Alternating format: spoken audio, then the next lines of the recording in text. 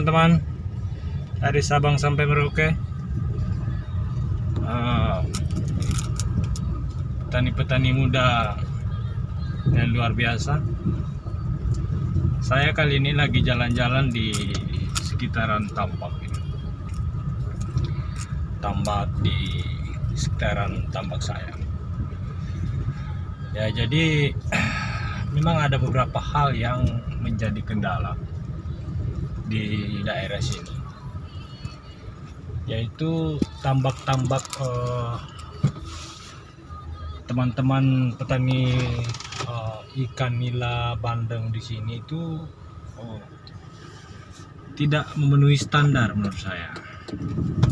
Ya, jadi jauh dari standar yang semestinya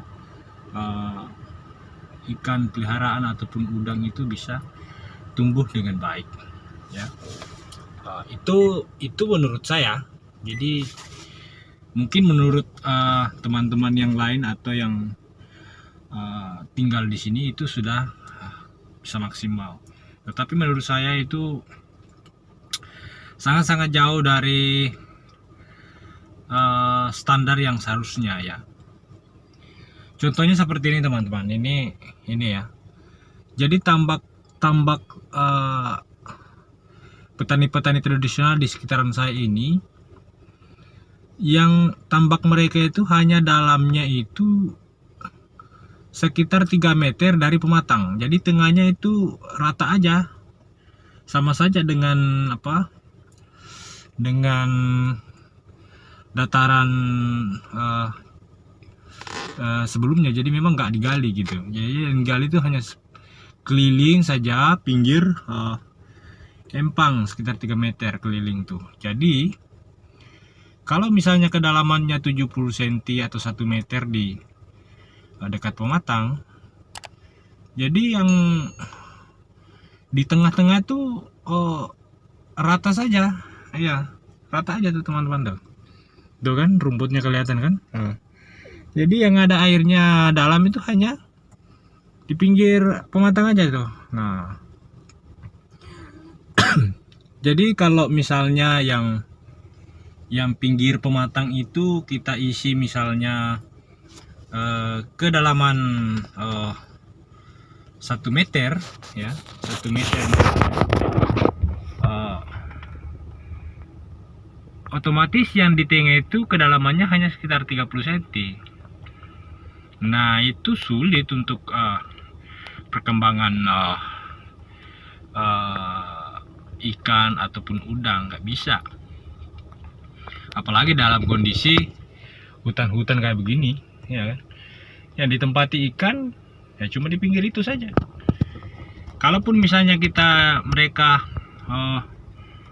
bersihkan yang di tengah, terus isi air full kan, yang di pinggir itu sudah 1 meter ya. Tetapi yang di tengah itu masih sekitar 30 cm. Jadi inilah yang menjadi kendala yang di daerah saya. Jadi makanya waktu yang saya kelola itu tambak-tambak saya itu saya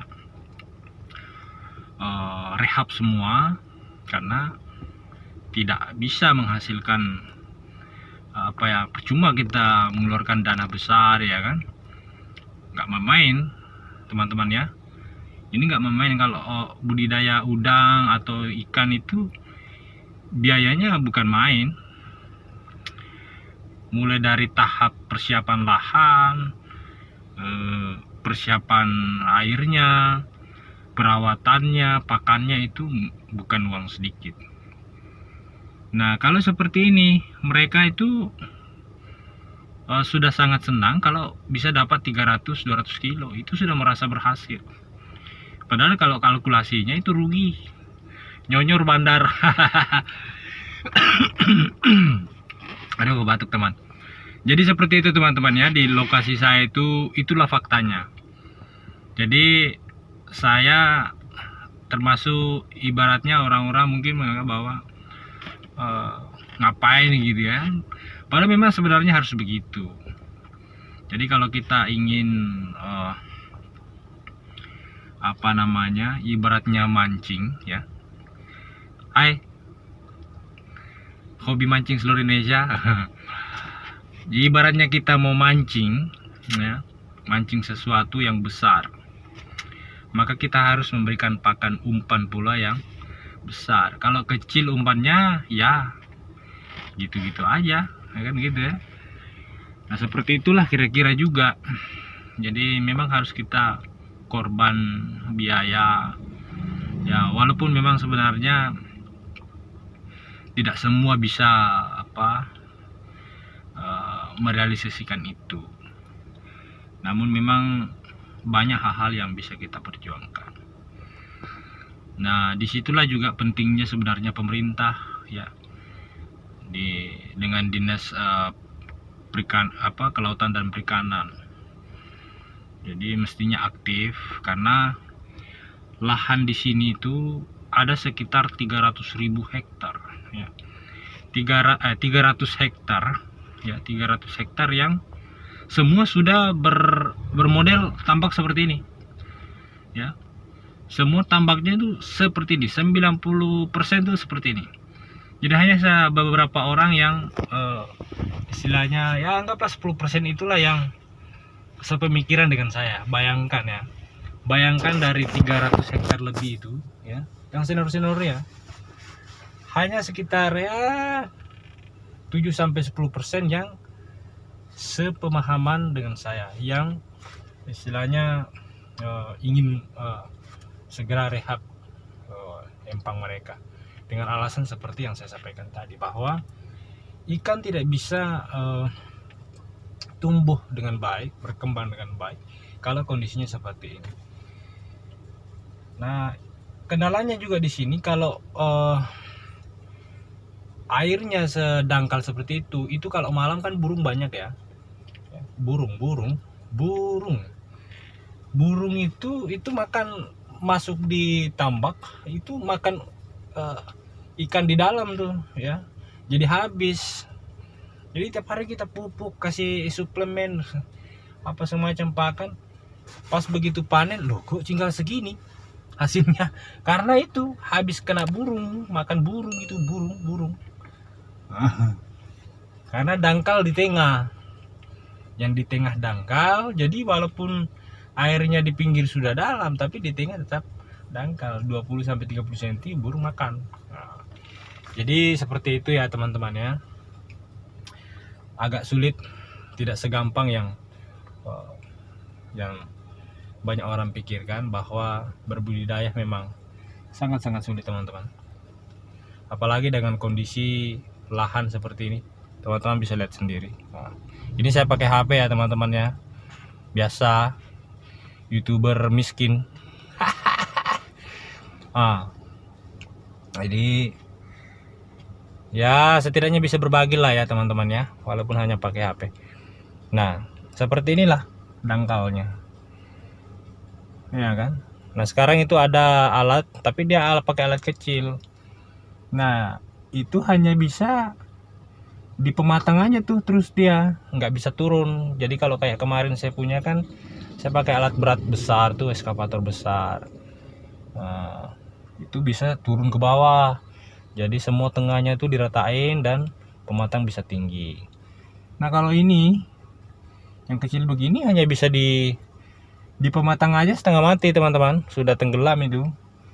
Nah dia harus pakai apa tuh namanya, harus pakai itu apa namanya, bantalan ya, kayu-kayu besar itu, dan menggalinya ke dalam empang itu jangkauannya hanya sekitar 2 meter. Lihat aja di sana tuh. Nah, jadi ya tetap saja yang dibuat dalam itu hanya pinggir pematang. Nah, seperti itu teman-teman. Oke, teman. Jadi suka duka budidaya udang ikan di tambak tradisional itu seperti itu. Jadi tidak gampang, ya. Banyak hal yang menjadi kendala. Kendala utamanya seperti tadi, lokasi dan lahannya yang tidak memenuhi standar. Itu menurut saya. Tapi kalau menurut orang lain mungkin berbeda ya. Kalau menurut saya itu tidak memenuhi standar. Nah di sini mestinya pemerintah harus ambil aktif ya, bisa memberikan bagaimana lah supaya masyarakat itu bisa peningkatan pendapatannya itu bisa naik ya, sehingga kesejahteraan pun bisa meningkat. Karena kalau seperti ini misalnya tambaknya 2 hektar tetapi hasilnya hanya 300 kilo, itu menurut saya bukannya jalan-jalan pun tidak mungkin, rugi.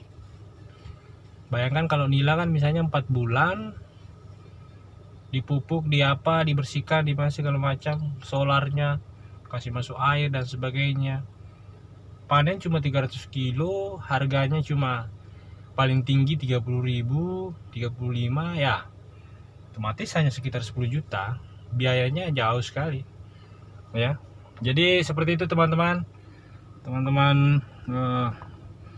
seluruh Indonesia dari Sabang sampai Merauke, terima kasih. Ini dulu videonya pendek ya. Biasalah YouTuber miskin, aduh. Oke teman-teman, assalamualaikum warahmatullahi wabarakatuh. Jangan lupa subscribe channel ini supaya setidaknya bisa berkembang lah ya, sedikit ya. Oke.